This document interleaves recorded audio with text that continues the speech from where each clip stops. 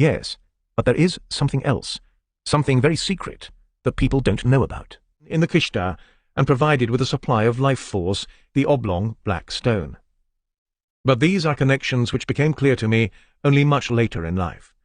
When I was a child, I performed the ritual just as I have seen it done by the natives of Africa. They act first, and do not know what they are doing.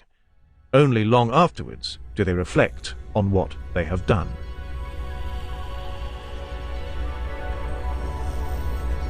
My life is a story of the self-realization of the unconscious.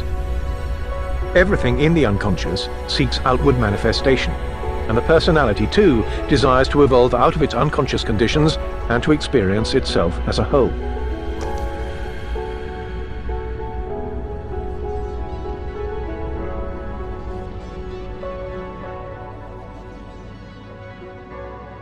When I was 6 months old, my parents moved from Kessville on Lake Constance to Laufen, the castle and vicarage above the falls of the Rhine. This was in 1875. My memories begin with my 2nd or 3rd year. I recall the vicarage, the garden, the laundry house, the church, the castle, the falls, the small castle of Wörth, and the sexton's farm. These are nothing but islands of memory afloat in a sea of vagueness, each by itself, apparently with no connection between them. One memory comes up which is perhaps the earliest of my life, and is indeed only a rather hazy impression. I am lying in a pram in the shadow of a tree. It is a fine, warm summer day, the sky blue, the golden sunlight darting through green leaves. The hood of the pram has been left up. I have just awakened to the glorious beauty of the day, and have a sense of indescribable well-being. I see the sun glittering through the leaves and blossoms of the bushes. Everything is wholly wonderful, colourful, and splendid. Another memory. I am sitting in our dining room, on the west side of the house, perched in a high chair and spooning up warm milk with bits of broken bread in it. The milk has a pleasant taste and a characteristic smell. This was the first time I became aware of the smell of milk. It was the moment when, so to speak, I became conscious of smelling. This memory, too, goes very far back. Still another. A lovely summer evening. An aunt said to me, "Now I am going to show you something." She took me out in front of the house, on the road to Dachsen. On the far horizon, the chain of the Alps lay bathed in glowing sunset reds. The Alps could be seen very clearly that evening. "Now look over there," I can hear her saying to me in Swiss dialect. "The mountains are all red." For the first time, I consciously saw the Alps. Then I was told that the next day the village children would be going on a school outing to the Uetliberg, near Zurich. I wanted so much to go too. To my sorrow, I was informed that children as small as I could not go along. There was nothing to be done about it. From then on, the Uetliberg in Zurich became an unattainable land of dreams near to the glowing, snow-covered mountains. From a somewhat later period comes another memory. My mother took me to the Thurgau to visit friends who had a castle on Lake Constance. I could not be dragged away from the water. The waves from the steamer washed up to the shore, the sun glistened on the water, and the sand under the water had been curled into little ridges by the waves. The lake stretched away and away into the distance. This expanse of water was an inconceivable pleasure to me, and incomparable splendour. At that time, the idea became fixed in my mind that I must live near a lake. Without water, I thought, nobody could live at all. Still another memory comes up. Strangers, bustle, excitement. The maid comes running and exclaims, "The fishermen have found a corpse. Came down the falls. They want to put it in the wash-house." My father says, "Yes, yes." I want to see the dead boy at once. My mother holds me back and sternly forbids me to go into the garden. When all the men had left, I quickly stole into the garden to the wash-house, but the door was locked. I went around the house. At the back, there was an open drain running down the slope, and I saw blood and water trickling out. I found this extraordinarily interesting. At that time, I was not yet 4 years old. Yet another image. I am restive, feverish, unable to sleep. My father carries me in his arms, paces up and down, singing his old student songs. I particularly remember one I was especially fond of, and which always used to soothe me. Alles schweige, jeder neige. The beginning went something like that. To this day I can remember my father's voice singing over me in the stillness of the night. I was suffering, so my mother told me afterwards, from general eczema. Dim intimations of trouble in my parents' marriage hovered around me. My illness in 1878 must have been connected with the temporary separation of my parents. My mother spent several months in a hospital in Basel, and presumably her illness had something to do with the difficulty in the marriage. An aunt of mine, who was a spinster and some 20 years older than my mother, took care of me. I was deeply troubled by my mother's being away. From then on, I always felt mistrustful when the word love was spoken. The feeling I associated with woman was for a long time that of innate unreliability. Father, on the other hand, meant reliability and powerlessness. That is the handicap I started off with. Later, these early impressions were revised. I have trusted men friends and been disappointed by them, and I have mistrusted women and was not disappointed. While my mother was away, our maid too looked after me. I still remember her picking me up and laying my head against her shoulder. She had black hair and an olive complexion, and was quite different from my mother. I can see even now her hairline, her throat with its darkly pigmented skin, and her ear. All this seemed to me very strange, and yet strangely familiar. It was as though she belonged not to my family, but only to me, as though she were connected in some way with other mysterious things I could not understand. This type of girl later became a component of my anima. The feeling of strangeness which she conveyed, and yet of having known her always, was a characteristic of that figure which later came to symbolize for me the whole essence of womanhood. From the period of my parents' separation, I have another memory image. A young, very pretty and charming girl with blue eyes and fair hair is leading me, on a blue autumn day, under golden maple and chestnut trees along the Rhine below the falls, near Wörth Castle. The sun is shining through the foliage, and yellow leaves lie on the ground. This girl later became my mother-in-law. She admired my father. I did not see her again until I was 21 years old. These are my outward memories. What follow now are more powerful, indeed overwhelming images, some of which I recall only dimly. There was a fall downstairs, for example, and another fall against the angle of a stove leg. I remember pain and blood, a doctor sewing a wound in my head. The scar remained visible until my senior year at the gymnasium. My mother told me, too, of the time when I was crossing the bridge over the Rhine Falls to Neuhausen. The maid caught me just in time. I already had one leg under the railing and was about to slip through. These things point to an unconscious suicidal urge, or it may be to a fatal resistance to life in this world. At that time, I also had vague fears at night. I would hear things walking about in the house. The muted roar of the Rhine Falls was always audible, and all around lay a danger zone. People drowned, bodies were swept over the rocks. In the cemetery nearby, the sexton would dig a hole, heaps of brown, upturned earth. Black, solemn men in long frock coats, with unusually tall hats and shiny black boots, would bring a black box. My father would be there in his clerical gown, speaking in a resounding voice. Women wept. I was told that someone was being buried in this hole in the ground. Certain persons who had been around previously would suddenly no longer be there. Then I would hear that they had been buried, and that Lord Jesus had taken them to himself. My mother had taught me a prayer which I had to say every evening. I gladly did so, because it gave me a sense of comfort in face of the vague uncertainties of the night. Spread out thy wings, Lord Jesus mild, and take to thee thy chick, thy child. If Satan would devour it, no harm shall overpower it, so let the angels sing. Lord Jesus was comforting, a nice, benevolent gentleman like Herr Wagenstein up at the castle, rich, powerful, respected, and mindful of little children at night. Why he should be winged like a bird was a conundrum that did not worry me any further. Far more significant and thought-provoking was the fact that little children were compared to chicks which Lord Jesus evidently took reluctantly, like bitter medicine. This was difficult to understand. But I understood at once that Satan liked chicks and had to be prevented from eating them.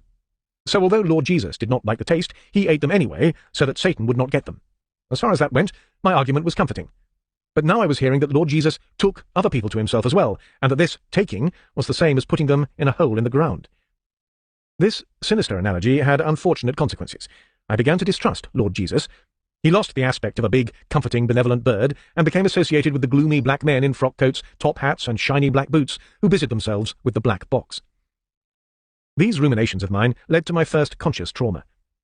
One hot summer day, I was sitting alone, as usual, on the road in front of the house, playing in the sand. The road led past the house, up a hill, then disappeared in the wood on the hilltop. So from the house you could see a stretch of the road. Looking up, I saw a figure in a strangely broad hat and a long black garment coming down from the wood. It looked like a man wearing women's clothes. Slowly, the figure drew nearer, and I could now see that it really was a man wearing a kind of black robe that reached to his feet. At the sight of him, I was overcome with fear, which rapidly grew into deadly terror as the frightful recognition shot through my mind: that is a Jesuit. Shortly before, I had overheard a conversation between my father and a visiting colleague concerning the nefarious activities of the Jesuits. From the half-irritated, half-fearful tone of my father's remarks, I gathered that Jesuits meant something specially dangerous, even for my father. Actually, I had no idea what Jesuits were, but I was familiar with the word Jesus from my little prayer. The man coming down the road must be in disguise, I thought. That was why he wore women's clothes.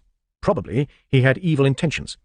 Terrified, I ran helter-skelter into the house, rushed up the stairs, and hid under a beam in the darkest corner of the attic.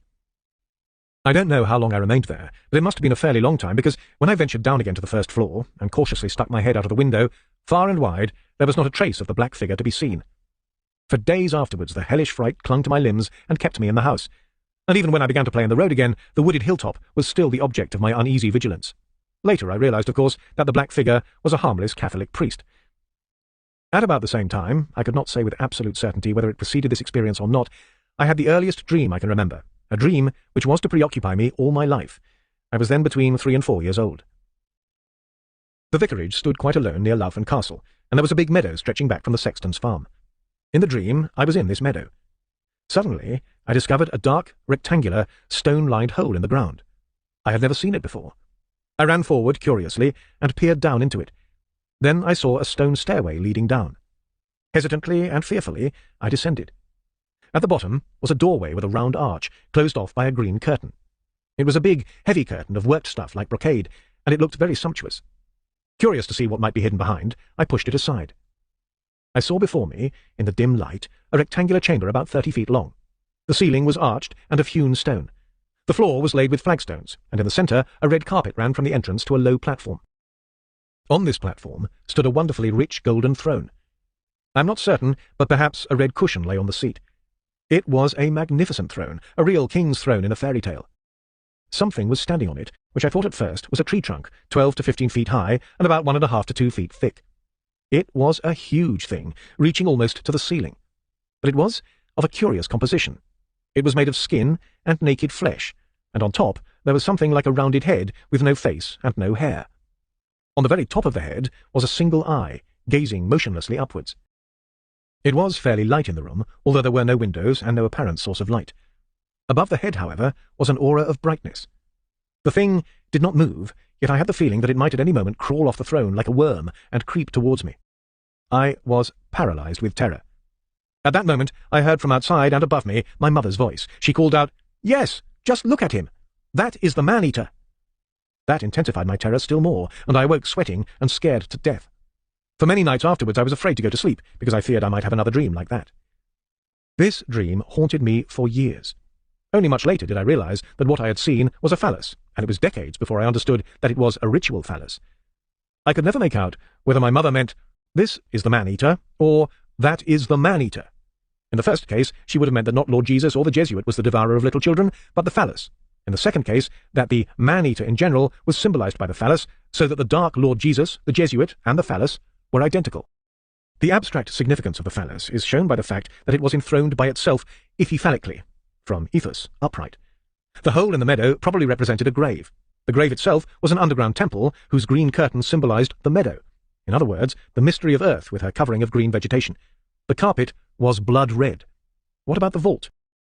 Perhaps I had already been to the Munot, the citadel of Schaffhausen. This is not likely, since no one would take a 3-year-old child up there, so it cannot be a memory trace.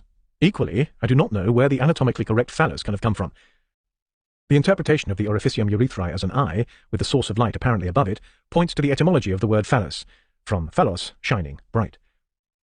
At all events, the phallus of this dream seems to be a subterranean god not to be named, and such it remained throughout my youth, reappearing whenever anyone spoke too emphatically about Lord Jesus. Lord Jesus never became quite real for me, never quite acceptable, never quite lovable, for again and again I would think of his underground counterpart, a frightful revelation which had been accorded me without my seeking it. The Jesuits' disguise cast its shadow over the Christian doctrine I had been taught. Often it seemed to me a solemn masquerade, a kind of funeral at which the mourners put on serious or mournful faces, but the next moment were secretly laughing and not really sad at all. Lord Jesus seemed to me in some ways a god of death, helpful, it is true, in that he scared away the terrors of the night, but himself uncanny, a crucified and bloody corpse. Secretly, his love and kindness, which I always heard praised, appeared doubtful to me, chiefly because the people who talked most about dear Lord Jesus wore black frock coats and shiny black boots which reminded me of burials. They were my father's colleagues, as well as 8 of my uncles, all parsons. For many years they inspired fear in me, not to speak of occasional Catholic priests who reminded me of the terrifying Jesuit who had irritated and even alarmed my father.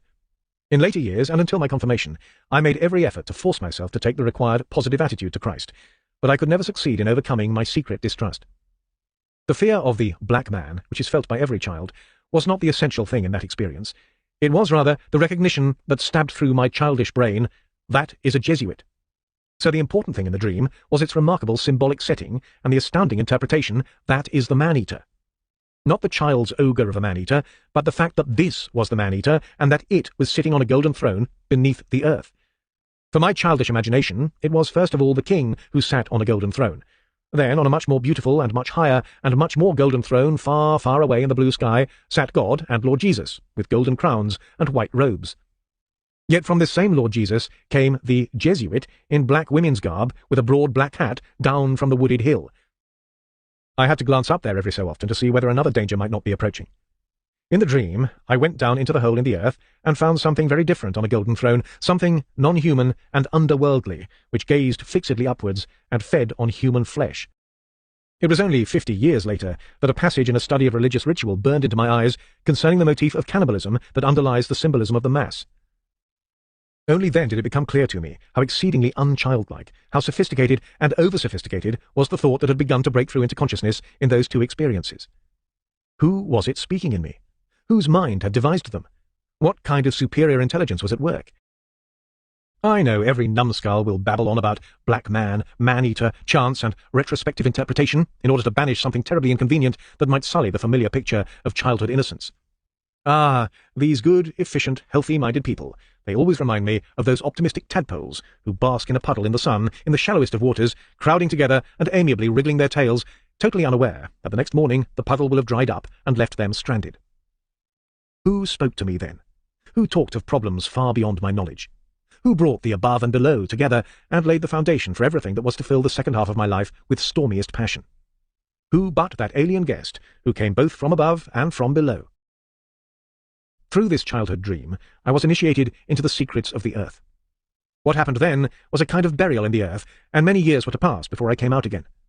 Today, I know that it happened in order to bring the greatest possible amount of light into the darkness. It was an initiation into the realm of darkness. My intellectual life had its unconscious beginnings at that time. I no longer remember our move to Klein-Hüningen, near Basel, in 1879, but I do have a memory of something that happened several years later. One evening, my father took me out of bed and carried me in his arms to our porch, which faced west. He showed me the evening sky, shimmering in the most glorious green. That was after the eruption of Krakatoa in 1883. Another time, my father took me outside and showed me a large comet on the eastern horizon. And once, there was a great flood. The river Weser, which flowed through the village, had broken its dam, and in its upper reaches a bridge had collapsed. 14 people were drowned and were carried down by the yellow floodwater to the Rhine. When the water retreated, some of the corpses got stuck in the sand. When I was told about it, there was no holding me. I actually found the body of a middle-aged man in a black frock coat. Apparently, he had just come from church. He lay half-covered by sand, his arm over his eyes. Similarly, I was fascinated to watch a pig being slaughtered. To the horror of my mother, I watched the whole procedure. She thought it terrible, but the slaughtering and the dead man were simply matters of interest to me. My earliest memories of art go back to those years at Klein-Hüningen. The house where my parents lived was the 18th century parsonage, and in it there was a dark room. Here all the furniture was good, and old paintings hung on the walls. I particularly remember an Italian painting of David and Goliath. It was a mirror copy from the workshop of Guido Reni. The original hangs in the Louvre. How it came into our family, I do not know. There was another old painting in that room, which now hangs in my son's house, a landscape of Basel dating from the early 19th century. Often I would steal into that dark, sequestered room and sit for hours in front of the pictures, gazing at all this beauty. It was the only beautiful thing I knew. About that time, I must still have been a very little fellow, no more than 6 years old, an aunt took me to Basel and showed me the stuffed animals in the museum. We stayed a long time, because I wanted to look at everything very carefully. At 4 o'clock, the bell rang, a sign that the museum was about to close. My aunt nagged at me, but I could not tear myself away from the showcases. In the meantime, the room had been locked, and we had to go by another way to the staircase, through the gallery of antiquities. Suddenly, I was standing before these marvellous figures. Utterly overwhelmed, I opened my eyes wide, for I had never seen anything so beautiful. I could not look at them long enough. My aunt pulled me by the hand to the exit, I trailing always a step behind her, crying out, "Disgusting boy, shut your eyes! Disgusting boy, shut your eyes!" Only then did I see that the figures were naked and wore fig leaves. I hadn't noticed it at all before. Such was my first encounter with the fine arts. My aunt was simmering with indignation, as though she had been...